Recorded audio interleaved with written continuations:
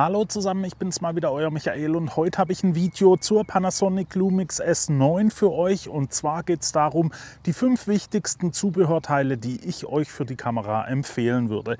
Es ist ja so, die Kamera ist sehr kompakt gehalten und das soll natürlich auch so bleiben. Es gibt aber ein paar Sachen, die ihr da vielleicht noch so als Zubehör dazu haben wollt, um die Kamera einfach besser nutzen zu können. Ihr seht es vielleicht schon an der Kamera, ich habe hier einen Griff montiert, und zwar ist das der Griff bzw. die L-Platte, die L-Mount-Platte von SmallRig.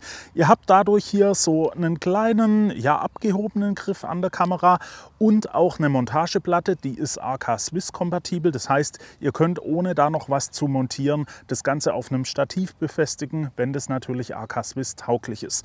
Der Griff an sich, der wiegt nur 52 Gramm und der bringt euch nach unten ungefähr 6 mm, macht die ganze Kamera aber ein ganz gutes Stück handlicher. Und das ist meiner Meinung nach ein Zubehörteil, das sollte auf gar keinen Fall fehlen, weil es macht eben in der Handlichkeit und auch in der Sicherheit, wie ihr die Kamera halten könnt, doch schon ordentlich was aus. Der Griff an sich ist natürlich toll verarbeitet. Ihr habt das hier unten als Metall, ja, aus Metall. Das wird hier festgeschraubt. Ihr habt hier magnetisch noch das passende Montagetool dabei. Das geht in das Viertelzollgewinde der Kamera, bietet aber euch unten auch noch mal ein Viertelzollgewinde. Also wenn ihr hier eine andere Montageplatte nutzen wollt, könnt ihr diese hier immer noch montieren. Und ihr habt hier unten auch noch 2 so Ösen, wo ihr jetzt noch einen Gurt montieren könntet. Die Kamera an sich hat ja auch Befestigungspunkte, deswegen bräuchte ich die jetzt hier unten nicht, aber sie sind drin. Besser haben als brauchen. Ansonsten ist der Griff hier natürlich unten frei am Batteriefach. Das heißt, ihr könnt hier das Batteriefach öffnen und könnt da auf den Akku und die Speicherkarte zugreifen. Und auch hier von dieser Gummierung, der Griff ist vorne gummiert. Das ist, glaube ich, also es fühlt sich zumindest so an, dasselbe Material, was auch an der Kamera verwendet wird. Es hat genau dieselbe Farbe und auch die gleiche Struktur. Es hebt sich hier also nicht wirklich optisch irgendwie ab oder sowas. Es passt einfach perfekt zur Kamera. Und ich hatte ja den Zugang zum Batteriefach hier schon angesprochen, und da kommen wir auch direkt zum nächsten Zubehörteil, was ich euch dringend empfehlen würde, und das ist dieser Akku.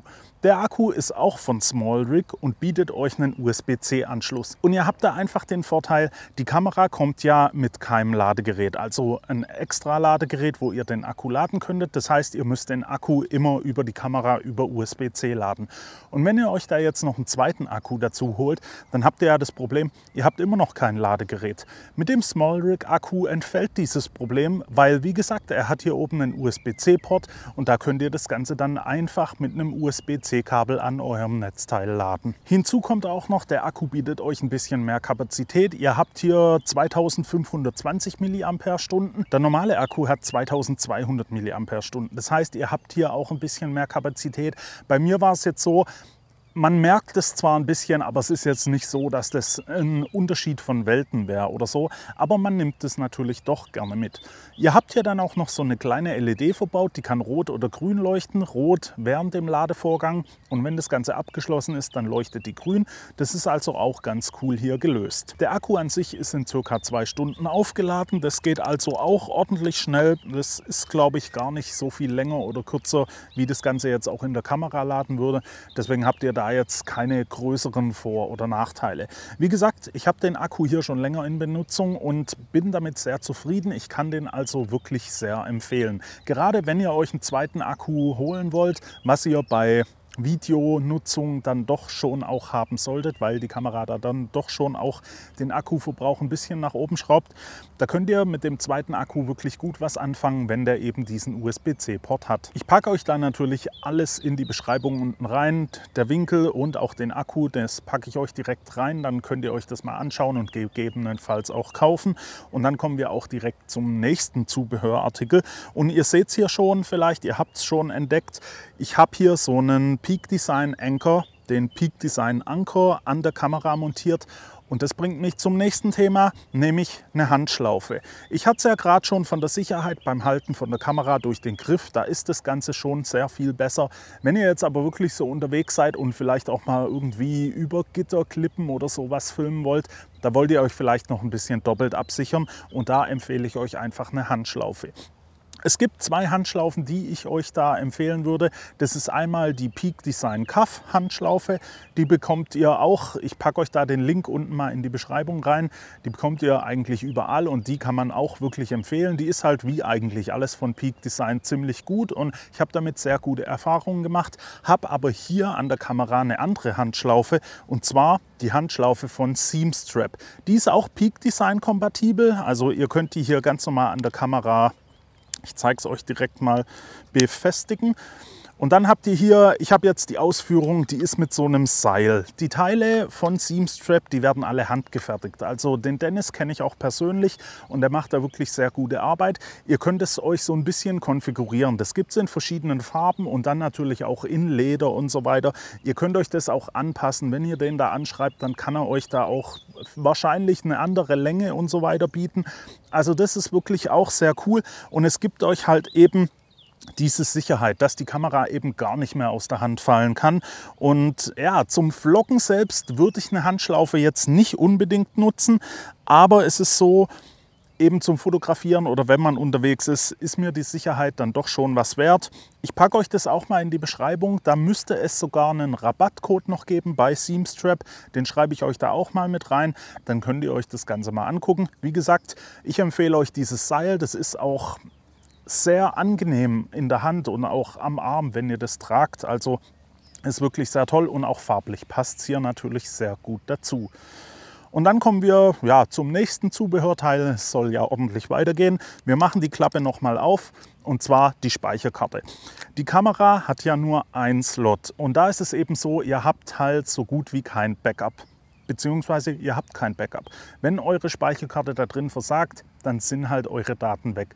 Und deswegen kann ich euch da die Sony TAF-Karten empfehlen. Die Sony TAF-Karten, die kriegt ihr eigentlich nicht kaputt. Die gibt es in verschiedenen, beziehungsweise ich glaube in 2 Geschwindigkeitsstufen.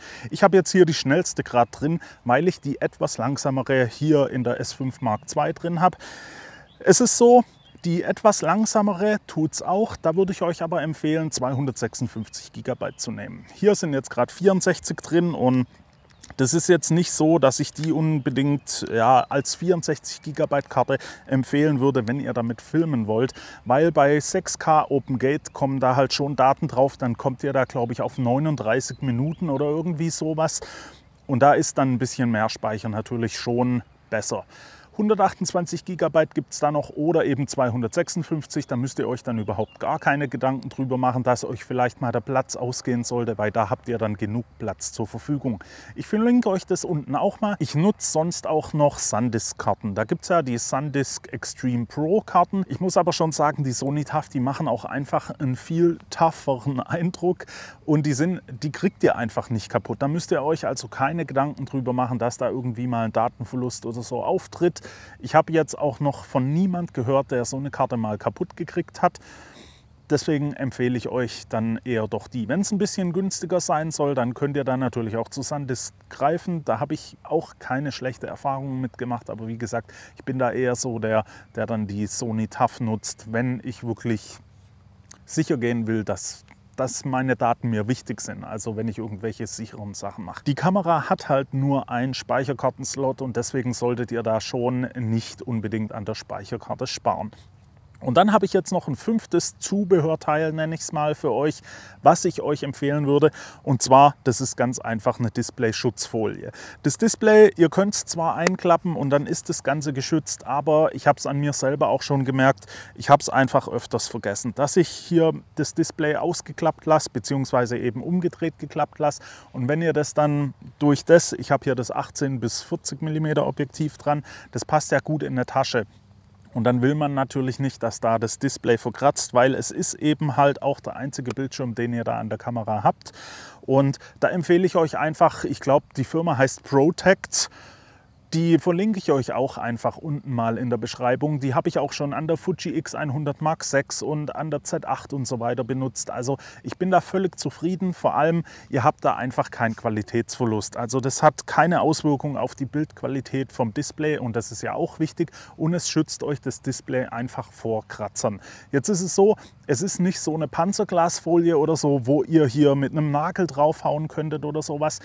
Aber so eine Panzerglasfolie, die bringt euch da natürlich auch wieder ein bisschen ja, die trägt halt auf und gerade bei dem Display will man das vielleicht nicht unbedingt. Und für mich reicht einfach dieser Kratzschutz, dass ich sie vor leichten, kleineren Kratzern einfach schützen kann. Ja, und das war es dann eigentlich auch schon so von mir. Das waren jetzt 5 Dinge, die ich euch wirklich empfehlen würde. Ich benutze die regelmäßig, also eigentlich immer, wenn ich mit der Kamera unterwegs bin. Und deswegen kann ich die auch ohne Einschränkungen euch empfehlen. Jetzt windet es hier gerade, ich hoffe, ihr könnt mich noch hören. Das war es auf jeden Fall. Wenn euch das Video gefallen hat, lasst mir doch ein Like da, abonniert den Kanal für weitere Videos. Wenn ihr Fragen oder Anregungen habt, könnt ihr diese gerne in die Kommentare stellen. Wie gesagt, ich verlinke euch alles unten in der Beschreibung, dann könnt ihr euch das angucken und gegebenenfalls auch kaufen. Und dann hoffe ich, dass wir uns beim nächsten Mal wiedersehen. Bis dahin wünsche ich euch eine gute Zeit. Ciao.